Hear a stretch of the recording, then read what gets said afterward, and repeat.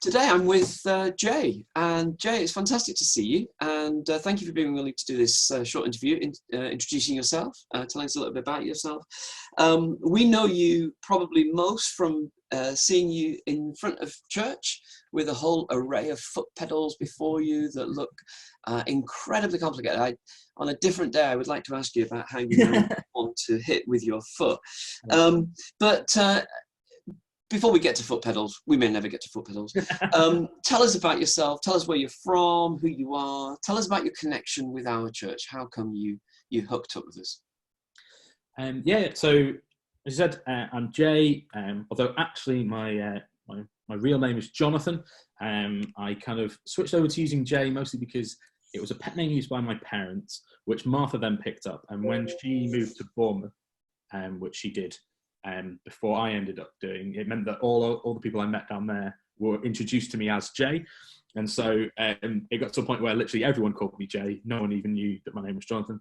And so I kind of just stuck to it and started introducing myself as Jay, which then kind of I carried on back up here to Salford. So you can tell if someone really knows me if they call me Jonathan or Johnny or something like that, because they must have known me for years and years. That's a good insight. Yeah. When I've been to your parents' church and I've said, "Oh, I know Jay," people have looked at me like, "Who are you talking about?" Yeah, exactly. So on my parents' church. So I grew up in Preston, not too far from here at all. I lived there for 18 years. Moved to Salford to study at Salford Uni. Then worked for a while in London, worked for a while in Bournemouth, and for a number of reasons, Martha and I moved back up from Bournemouth to Salford. And then when we moved back up, we tried out a few churches. I think the first church we went to was Life Centre on the Docks. We went there for 1 week and just went, no, not for us. We then went to Elmwood because one of our friends was there, and we went there for quite a while, and we kind of started to fit in, but it didn't quite sit with us. And then generally we just thought, all right, we'll try one more. And I think literally the closest one to us was Elim. So we turned up, and Mary Causer.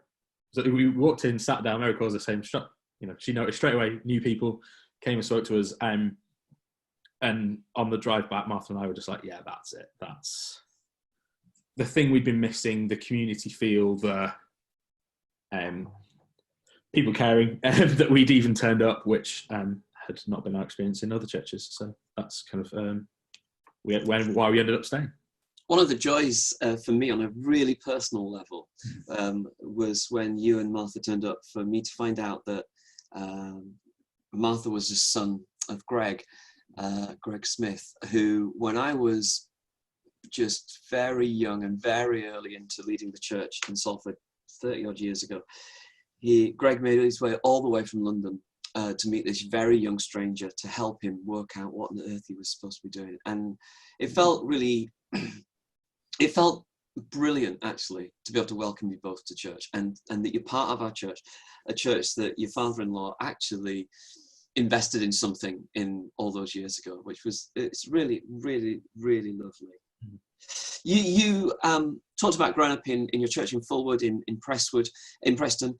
How did you come to faith, and how old are you? What was did you sort of first become a Christian as a child? What was going on? And perhaps more interestingly to me, in one level, not only how did you come to faith, but why did you stay with it through teenage years and into adulthood? So I have one of the kind of fairly typical stories of just I was 4 days old when I think I first entered a church kind of thing. My parents are very involved in their church, and my mum is a pastoral worker at the church currently. She wasn't when I was really young, but they've definitely been really involved in the church, and so it's absolutely it's not only Sunday morning being a part of my life. Most of my friends, even my young friends, probably I knew because we had quite a large young people's ministry at Forward. So I kind of, most of my friends at some point went to church. All the friends that I ever met of my parents were church people, even if they weren't from that church. They were probably from the Free Methodist churches, but there's quite a few around ours, so there's quite a big community. So I knew those. So church life, kind of Christian surroundings has been kind of my life ever since then.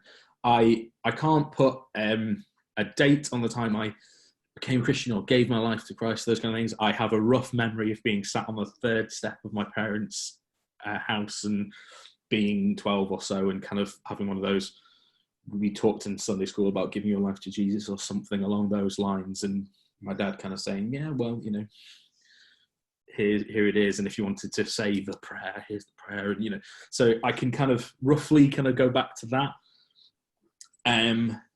But I ended up getting baptized fairly late on in comparison. I got baptized at 17, but that's one of those really kind of slightly, and I only recognised that as an odd thing, particularly when I was filling out a form to study worship theology at Hillsong, which was originally a plan of mine, and I was filling out the form, and it said, so when was your baptism in fire and when was your baptism in water? Now, of course, for anyone else, that would be a crazy question to ask. But I can remember that question, and I can remember writing that my baptism in fire was before my baptism in water. And speaking to one of my other friends who's doing this, I'm not sure you should do that, because that sounds wrong. And I was like, but you know, that was when, you know, the time I put down was, you know, a time where I really felt the Spirit move in me, and then the time I got dunked in a, you know, in a pool kind of thing. And so why did I end up sticking to it? I think a big part of it it's certainly just that it was my identity. It is my identity. I've grown up in church. You know, even when we went to go see universities, I can remember going on a couple of open days, and we would deliberately stay a bit longer because my parents have a very wide connection of churches. So generally speaking, there'd be one in that city that they knew someone in. So we'd stay a bit later. We'd go that Sunday to a church. Again, my parents' thoughts were just, let's, you know, see, just to give you a grounding so that if I did move there, I'd have somewhere to go. So it just being part of my community, I've never moved anywhere, and one of my first thoughts not being which church would I pick, or which, that's you know, that's always been one of my first thoughts. But also there's been an ongoing chain of small miracles that's kept me connected and kept me has made Christ and God always impossible to deny, but in the back of my, you know, I imagine most of these things, and I've discussed them with friends, and kind of going, I absolutely understand why if I tell you this, you just say it was a coincidence or whatever. But the Crimson Chord as an album that I really like, but of that, just the coincidences that prove to you God's existence, of that chain of things that has really just made it so that whenever I have fallen out with a church or fallen, you know, whenever those things have happened, the one thing that has never changed is my faith and belief in Jesus, because of that, you know, regardless of what my relationships with people has been. That's great. I think the interesting thing for me is that it, you know, when I ask you your question, what's kept you, it's kind of, well, God has. Yeah. Do you know what I mean? Which is, in some ways, is the obvious answer. Yeah. But is worth emphasising that it's not us clinging on to faith, although it feels like that some days. But actually, it's the Father who keeps on breaking in and going, whoa, don't forget me, I'm here, I'm still caring for you. Absolutely. One of the things that you you deal with, and you deal with well, is quite a profound dyslexia. Yeah. Do you want to explain how that, when was that discovered? How does that manifest for you, etc.? Yeah. So for me, I'm very privileged to have had it kind of discovered and diagnosed really quite early.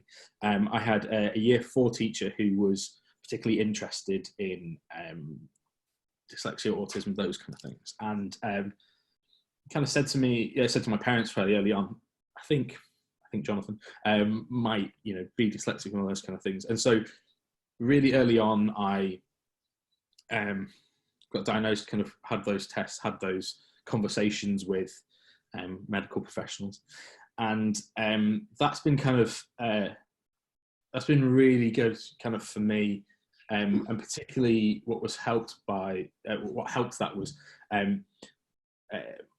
my dad. I absolutely respect and I love, and he has an amazing ability for finding a problem and reading about 1,000 articles within a week about that problem, and then putting a booklet on my desk that says, here are 12 solutions that I think we should try all of them and see which work. And that was really powerful, because it allowed me to find coping mechanisms, but also know that I was supported. And my parents were particularly very good at having those discussions. They've always instilled in both me and my sister, which is that academic success and all those kind of things, money and all that is great to have, but what they care about is how we treat people and how and how we serve God. And so I've always had that as my pinnacle, and so therefore my academic abilities, I recognise that they weren't the top priority in my life, which has been really exciting. But it certainly made school and college and university really difficult for me. I've had this conversation with pretty much every teacher I've ever had. Normally, kind of October time. It's almost always October time, which goes something along the lines of, "You're really bright. You know the syllabus really well. You in class you talk through things. You really seem to reason well and all this stuff. But this essay is terrible." And generally speaking, on the first thing they go, it was probably some homework or whatever, and they say, "Well, this is terrible. You need to buck up your ideas because I know you can do better." And then you do the next one, and they go, "And this one's also terrible." Yeah, I know. And so, and I can tell you, the next one will be. Yes, that's all the next one. Will not change it. It's the whole thing.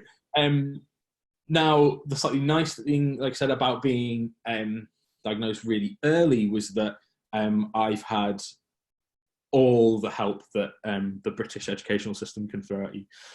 So I've had extra time. I haven't written with a pen an exam since about year 8. So after that, anything that was writing, and actually including the maths exam, I had someone with me who I could dictate to. Mm-hmm. So that a number of people say, and rightly so, I don't have a Prestonian accent. In fact, I have a fairly BBC accent given my upbringing. I think a big part of that was that I had to learn to dictate, and so I had to learn to enunciate and kind of really, and so I kind of gained a somewhat BBC accent, whereas a lot of my friends. See, I think a lot of people would go, that was a good trade-off.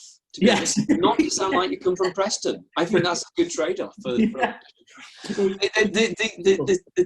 challenges you've had, I mean, they've not stopped you in terms of your career. You're now. Do you want to explain what you work as and what you do in normal?